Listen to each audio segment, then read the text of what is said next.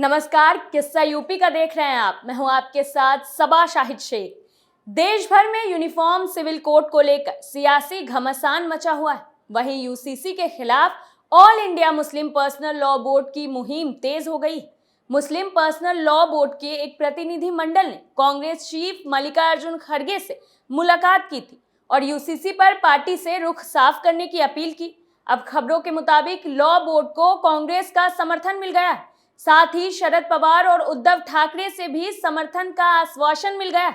इसी पर चर्चा के लिए हमारे साथ मौजूद हैं कैपिटल टीवी के एग्जीक्यूटिव एडिटर राजीव जी।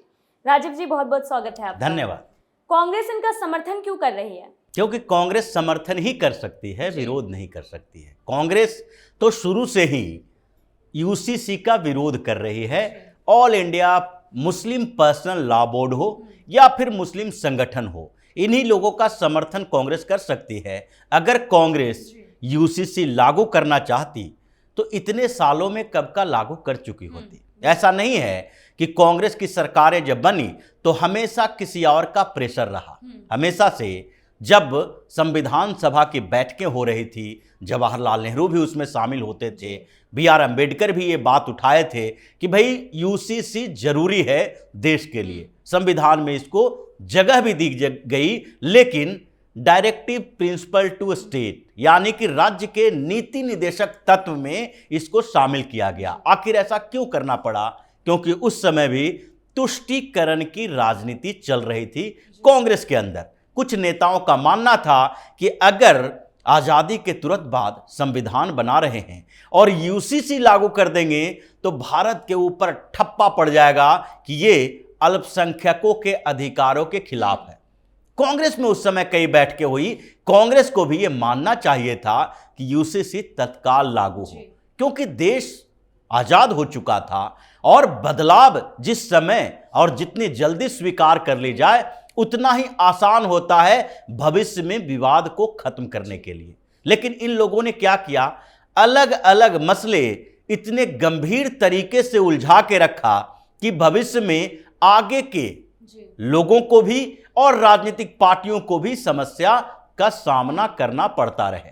कांग्रेस की सरकार रही जवाहरलाल नेहरू के समय में भी, और उस समय जो बात की गई कि अभी तो अनुकूल स्थिति नहीं है क्योंकि दंगे हुए हैं, मुस्लिम ऐसे ही नाराज हैं, इनसिक्योर महसूस कर रहे हैं, हिंदुस्तान में असुरक्षित महसूस कर रहे हैं, तो अगर यूसीसी लाएंगे तो उनको लगेगा कि हमारे धार्मिक जो प्रॉपर्टी है, धार्मिक राइट्स है, उसमें छेड़छाड़ की जा रही है, इसलिए उनकी असुरक्षा की भावना बढ़ जाएगी। कांग्रेस ने यही किया कि कुछ समय इंतजार करो। इंतजार, अब इंतजार ये कोर्ट के तारीखों की तरह हो गया कि तारीख पे तारीख मिलता रहा। 70 साल तक यही इंतजार में मुस्लिम महिलाएं भी बैठी रही कि कब हमें इंसाफ मिलेगा, कब निजात मिलेगा। वो 2000 साल पुराने इस रूढ़िवादी परंपरागत तरीकों से, क्योंकि कोई भी देश जब शुरुआती दौर में कुछ कठिन चीजों को अपनाता है तो आगे के लोगों को उन समस्याओं का सामना नहीं करना पड़ता है। लेकिन कांग्रेस एक ऐसी पार्टी है जो समस्या पैदा की है, समस्या का समाधान नहीं की। जैसे कि बात करते हैं जम्मू कश्मीर को लेकर, अगर जम्मू कश्मीर की पॉलिसी जो जवाहरलाल नेहरू, इंदिरा गांधी, राजीव गांधी, नरसिम्हा राव, मनमोहन सिंह, ये सारे के समय में रही है, अगर नेहरू ने यह सोचा होता कि कश्मीर की समस्या का समाधान करना है, यानी पाकिस्तान के साथ जिस तरीके से नेगोशिएशन चल रहा है उसमें कश्मीर के मसले पर हम बिल्कुल स्पष्ट तरीके से कह दें कि जैसे दूसरे प्रिंसली स्टेट ने एक दूसरे का साथ दिया, चाहे पाकिस्तान में मर्जर हो गया या हिंदुस्तान में, वैसे ही कश्मीर ने मर्जर किया है। तो हम समाधान सिर्फ ये चाहते हैं कि कश्मीर पूरी तरीके से हिंदुस्तान का हिस्सा है। लेकिन ये नहीं किया। जब दोनों के बीच युद्ध हुआ 48 में, तो उस समय यूएन चले गए। हमेशा ये होता है कि पंचायती, जिसको ग्रामीण भाषा में कहते हैं, कि बीच बचाव के लिए वो लोग जाता है जो कि कमजोर होता है। यहां उल्टा हो रहा था कि हम मजबूत हैं, पाकिस्तान को हरा सकते हैं, लेकिन हमें एक बिचौलिया चाहिए बीच बचाव के लिए। चले गए यूएन के पास, जो आज तक उस समस्या का पूरा समाधान नहीं हो पाया।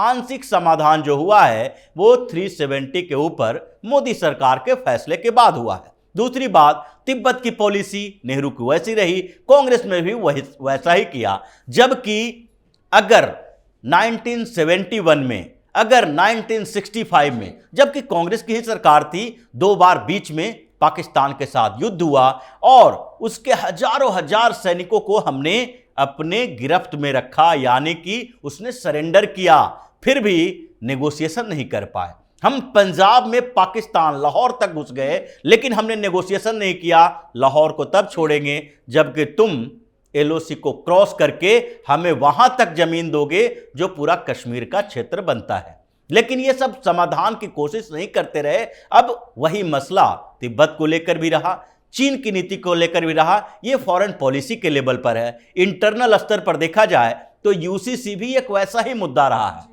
जिसके लिए 70 साल से कांग्रेस उलझा के रखी है, क्योंकि मुस्लिम नाराज हो जाएंगे। अब यहां मुस्लिम नाराज होंगे, इस सपने में कैसे कांग्रेस को आई? क्योंकि मुस्लिम का एक वर्ग विशेष जो कि मुसलमानों की राजनीति करता है, जिसकी दुकानें कट्टरपंथ से चलती है, वो लोग इनसे मिलते हैं, इनको बात करते हैं और कहते हैं कि अगर आपने यूसीसी जैसा प्रावधान लाया, संविधान में संशोधन किया, इसको लागू कर दिया, तो पूरा का पूरा मुसलमान नाराज हो जाएगा। यह ट्रिपल तलाक के लिए भी कही जाती थी कि अगर धार्मिक कानूनों में हस्तक्षेप हुआ, पूरा मुसलमान नाराज हो जाएगा। तो क्या ट्रिपल तलाक, जो इंस्टेंट ट्रिपल तलाक की बात की जा रही है, 3 तलाक तो ऐसे कई तरीके से होते हैं। महिलाओं का दुख नहीं दिखता? क्योंकि इन्हें राजनीति दिखती है। समस्या यह है कि ये सिर्फ और सिर्फ सत्ता लोलुप प्रवृत्ति के हैं, सत्ता में रहना चाहते हैं। इसलिए इनको बरगलाने के लिए कौन पहुंचा? All India Muslim Personal Law board का एक प्रतिनिधि मंडल। ये जो पहुंचा, ये खुद ही अपने अस्तित्व की लड़ाई लड़ रहा है, क्योंकि इसे पता है कि लॉ बोर्ड को भंग करने वाली है मोदी की सरकार। अगर लॉ ही नहीं रहेगा तो बोर्ड कहां से रहेगा?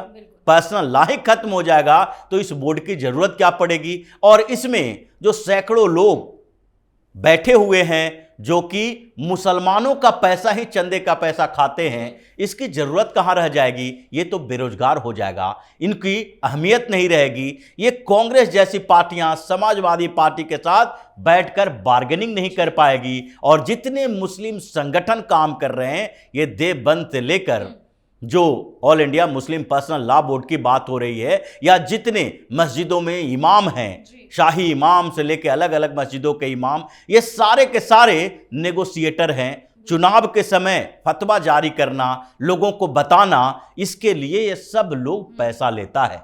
और कांग्रेस पहले से ही ये काम करती रही। अभी जो तिस्ता सी तलवार की बात आई है, अभी सुप्रीम कोर्ट में मामला चल रहा है, उसका बेल हो रहा है, लेकिन साफ तौर पर यह एविडेंस मिला कि अहमद पटेल 20 लाख रुपया इसको एक बार में दिया, और उसी के संगठन, उसी के एनजीओ के व्यक्ति ने बताया ये लोग पैसा बांटने का काम ही किया करता था, और ये सारे के सारे संगठन वाले पैसे लेते हैं। अब सवाल ये उठता है कि यूसीसी पर ये जो all India Muslim Personal Law board का प्रतिनिधि मंडल गया कांग्रेस प्रमुख मल्लिकार्जुन खड़गे से मिलने के लिए, ये कहना क्या चाहता था, किस तरह का समर्थन चाहिए? क्योंकि समर्थन के नाम पर कांग्रेस के पास है क्या? लोकसभा में औकात नहीं है। लोकसभा में भारतीय जनता पार्टी और उसकी सहयोगी पार्टी, अगर भारतीय जनता पार्टी अकेले भी है, कोई सहयोग नहीं है, फिर भी लोकसभा में कोई बिल पास करवाने से उसको कोई नहीं रोक सकता। राज्यसभा में थोड़ी सी समस्या है, उसमें कांग्रेस की इतनी बड़ी भूमिका नहीं है 30-35 सांसदों के साथ कि वो यूसीसी को अपोज करे और उसके अपोज करने से बिल पारित न हो। आर्टिकल 370 पर ये सब लोग देख चुका है। जहां तक शरद पवार उद्धव ठाकरे की बात है, उद्धव ठाकरे की पार्टी फिर से एक बार टूट जाएगी अगर इसने यूसीसी का विरोध किया। सबसे पहले उद्धव ठाकरे की पार्टी की तरफ से आया था कि यूसीसी का हम समर्थन करते हैं। ये क्या all India Muslim Personal Law board को समर्थन देने की बात करेगा? दूसरी बात है शरद पवार, वो ऐसे ही खत्म हो चुके हैं। शरद पवार कौन सा समर्थन देंगे जब न एक सांसद है, न राज्यसभा में, न लोकसभा में, सारे के सारे अभी अजीत पवार के खेमे में चले गए हैं, 2-4 विधायकों के साथ कुछ नहीं कर सकते। अब जहां तक सवाल है कि कांग्रेस ने आश्वासन क्या दिया, यह आश्वासन है विरोध प्रदर्शन को लेकर। यह आश्वासन इस बात का है कि अगर मुसलमान सड़क पर उतरेंगे तो कांग्रेस का कार्यकर्ता उसका साथ देगा।